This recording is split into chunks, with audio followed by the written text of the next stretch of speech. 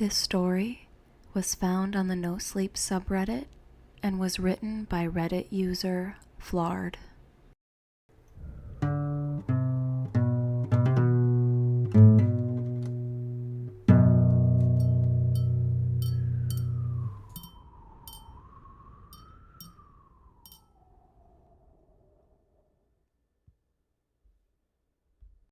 She sold happiness in glass jars. The poster read, "Happiness sold in glass jars. Call today." And underneath the text was a phone number. I was walking home from a long, exhausting day of work when I caught a glimpse of the paper stapled on an old telephone pole. I took a picture of it, thinking it was amusing. I was going to show my wife once I got to our apartment, but I was caught up with chores and forgot about it. Dinner, dishes, laundry, packing a snack for our daughter, putting her to bed, then putting her toys away that she'd left out in the living room. Every night, it was the exact same routine. The next day, I awoke sleeping back to back with my wife. I always had to get up earlier than she did for my job, so I quietly got ready for the day and headed out the door. At work, I was updating the company's latest expense report. Most days were similar to this one. They were basically paying me to stare at a computer for 9 hours a day and input a couple numbers into a spreadsheet. I finished my work very quickly, so I decided to head out of the office early. It also helped that it was a Friday, and a lot of people leave early at the end of the week. On my walk back, I was thinking of what my life had become. I did this often. I always dreamed of traveling when I was younger. I wanted to drive across the country or solo backpack across Europe. Then I met Kelsey. Don't get me wrong, I loved Kelsey. I still do. We just don't have that spark anymore. When you meet someone and get in a relationship, whether it's meant to be or not, some of your personal life plans have to be put on hold. And then that relationship turns to marriage, and then you have a baby. Then you have to enroll your daughter in a preschool. Then you have to get a better paying job and work more hours and blah, blah, blah. I'm not trying to throw a pity party for myself. I'm just saying I wasn't exactly content with where I was in my life. I wouldn't have referred to myself as a happy person. As I took the same route home that I did every day to work and back, I walked by the same poster I had passed the day before. I don't know why. I really don't. But I decided to call the number. I figured it would be some joke. Maybe someone just picks up and says, "I love you," on the other end and hangs up. Or maybe it's a line to a sex worker. I had no idea what to expect. I called. It only rang once before someone picked up. "Hello?" a woman said. Hi. I'm calling about your poster, your ad." "Oh, awesome," she said calmly. "When do you want to pick it up?" "Pick what up?" "The jar," she said, like it was the most obvious thing in the world. "Oh, of course. I realized then that I had left work early without telling Kelsey, so I could just go pick it up now and she'd be none the wiser. What exactly is it that you're selling?" "I just told you. It's happiness in a glass jar, like the poster said. Happiness keeps best in glass jars. They're more durable than, say, a plastic bag." Okay. Should we meet somewhere?" "For sure. I don't want you to end up being a creep or something. So let's go to a public place." The public place we decided on was a Starbucks parking lot a little over a mile from me. Now, I didn't think I was really going to be buying a jar of happiness or whatever. I was 99% sure she was going to sell me drugs.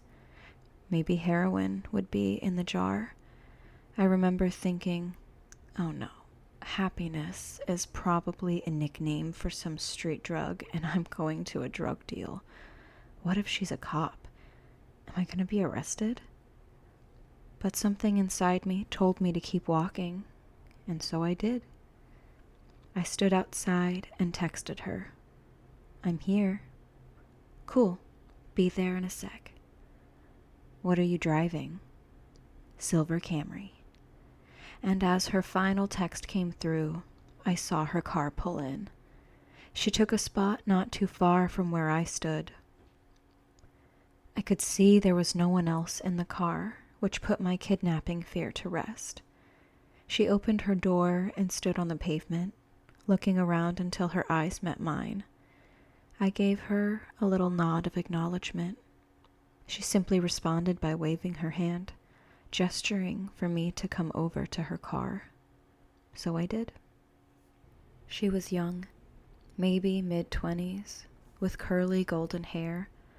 Her skin was pale and contrasted with the all-black outfit she was wearing.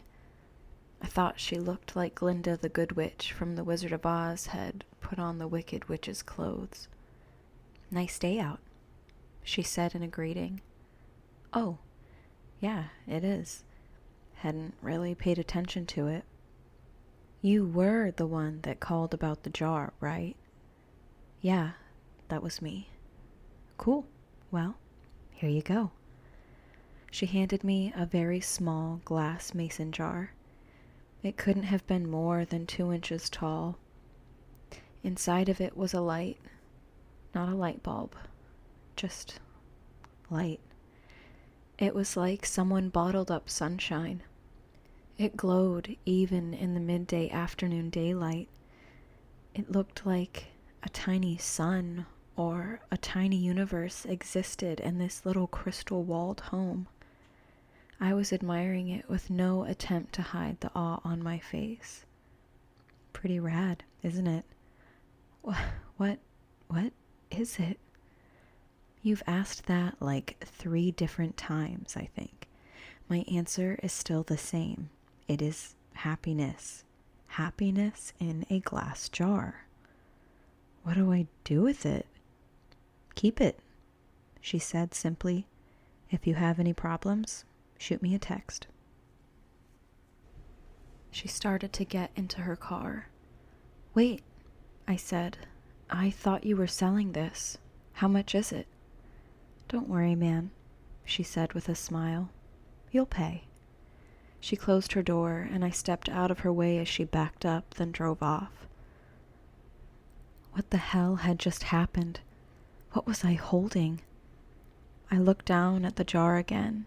Its radiance was simply mesmerizing. I put it in my pocket and could see its glow slightly through my pants. I began to walk home. What was just a nice sunny day quickly changed into a rainy one with clouds wrapping the sky. It was not forecasted that it would rain, or else I would have ridden the bus or subway to work that day. I jogged home, trying not to get too drenched. I finally found shelter once I made it into my apartment building. I walked up to my door and found that my key wasn't on my key ring anymore. Shit, I can't believe I lost it again, I thought. I knocked on the door and said in a somewhat loud voice, Hey babe, it's me. I don't know what happened to my key. I heard the door being unlocked from the other side. When the door opened, I was greeted by a large, heavy-set man with greasy hair and an unkempt goatee. He said, I think you got the wrong door, bud. Oh, I said, disoriented. My bad. Sorry. Have a good one. He let out a chuckle as he closed the door. Apartment number 33. I know that was my apartment. I know it was. I'd been in an apartment 33 for 5 years now. But that was not my apartment. From what I could see inside, all the furniture was different. It was painted a different color. It was all wrong. I felt like I'd hit my head and was drugged. In that moment, nothing made sense. I pulled out my phone to call Kelsey so she could calm me down and tell me I just got confused for a second. But her contact wasn't in my phone. In fact, nothing was in my phone. I had no messages with her, no previous calls, no pictures. It was like my phone reset to its factory settings. Did that girl somehow switch my phone out when I wasn't looking? I would have just dialed Kelsey's number manually, but I couldn't quite remember it. I had known it by heart before, but not anymore. I needed to get back to the office. I had all my contacts backed up on my work computer. Since it was still raining, I hopped on the bus, which had a stop right in front of the apartment complex. I rode downtown toward my office, the whole time staring at my wet shoes, wondering what the hell was going on. We have a key card access to our building, so only authorized personnel can get inside. I always keep my access card in my wallet. Always. But, surprise, surprise, it wasn't there. I buzzed into the speaker we had for guests with appointments, or employees as a backup in case anyone lost or forgot their card. Hey, this is Tim. I must have lost my card. My employee number is... I stopped as I drew a blank. A voice came through the speaker. Tim, you got cut out. What's your employee number? I can't remember. That's fine. Just tell me your full name and department. Finance. I'm in finance. My full name is Tim Brooks. 1 sec. About 30 seconds later, the man spoke to me again. We don't have a Tim Brooks working in this building. Did you have an appointment with someone? I backed up in surprise, almost tripping on my own feet. I had just been in that office an hour or two ago. What was happening to me? I felt like I was getting Alzheimer's, but going through every stage in one day. I stared at my hands, unsure if I was in the right body. I felt like the world around me was disintegrating. I wasn't in control. I was merely sitting inside somebody else's head, watching the world through their eyes. Just then, I got a text. I recognized the number immediately. It was that girl, the one who gave me the jar. I had forgotten all about it until I saw her text. Hey, how's it going? I looked at my phone, dumbfounded. It made me angry she was so nonchalant about this. She knew what was going on. She had done this somehow. What the hell did you do to me? The worst is yet to come. I was astronomically close to just chucking my phone as far as I could in frustration. I took the jar out of my pocket. It looked unchanged, still glowing just as bright. What the fuck did you do? I yelled at the jar, realizing I probably looked like a lunatic. As I stared at its glistening glass, I realized something. I didn't know what my wife's face looked like anymore. I knew her name. Well, I know it started with a K, or maybe a C. I couldn't picture her in my mind. I knew I had a wife. I knew I did. Yes, because I had a daughter. I had a wife and a daughter. I just couldn't remember their faces then, or their names, or their birthdays, or any memories I had with them. I knew they existed. They did exist. I had just seen them that morning, right? I couldn't remember how she looked or what she smelled like. What was our first date? We had a wedding, right? What about our first kiss? Or my daughter? Or was it my son? Maybe I didn't even have a kid, but my wife or girlfriend, she was real. I knew she was. The thought was tearing me apart. I couldn't see her in my head. I couldn't recall a single fact about her. I was standing outside of this same building, but I was unsure why I was. Did I work there? I must work somewhere. The rain was accompanied by a chilly wind now. It was whipping at my face, making my nose and cheeks sting. I wanted to go home. I wanted to be with her. I wanted to be warm. I wanted to go into a shitty office job that kept a roof over my head. I wanted it all. I was soaking wet. I was miserable. I couldn't remember my parents or my childhood. Did I even have any friends? Why was I in the rain? I looked down at my hand. I was still clutching the jar. The only memory of my entire life I could concretely remember was that girl giving it to me, telling me it was happiness. It did not bring happiness. It brought pain. It brought suffering. I was more miserable in that moment than I'd ever been. My phone buzzed. Break the jar, Tim. I looked at my other hand. With the setting sun and the rainy sky, I swear the jar glowed brighter than any street light near me. I didn't break it because I was following her instruction. I broke it because I was angry. I broke it because I was upset. I needed a release.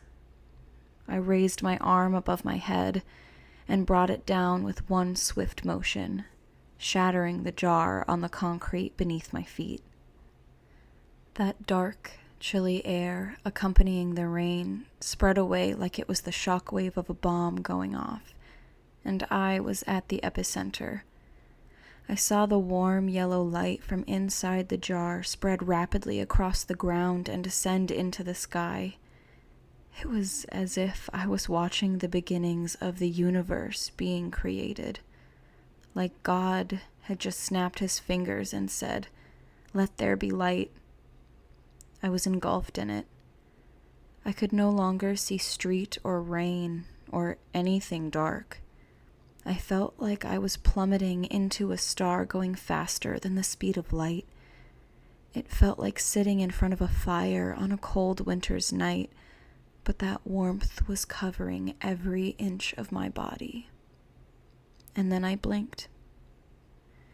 Immediately, I could feel the sheets beneath me and my back barely touching my wife's. I was staring out the window. The morning light drenched through the glass and gleamed on my face. I stood from the bed and grabbed my phone. It was Friday morning. I had one text. "Let me know if you ever need another jar." I called in sick to work. I snuck into my daughter's room and greeted her with a kiss and told her she didn't have to go to preschool today.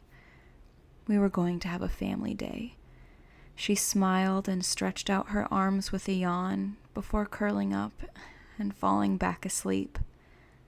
I got back in bed and squeezed my wife tightly. I didn't let go for hours. Our daughter came into our room and woke us up eventually. She was jumping on the bed and shouting for us to wake up. Yesterday, I may have found that annoying. Yesterday, I may have found a lot of things annoying or monotonous or dull. But not today. Today, I pulled her under the covers in between me and Kelsey. Today was going to be a good day. Today, I was happy.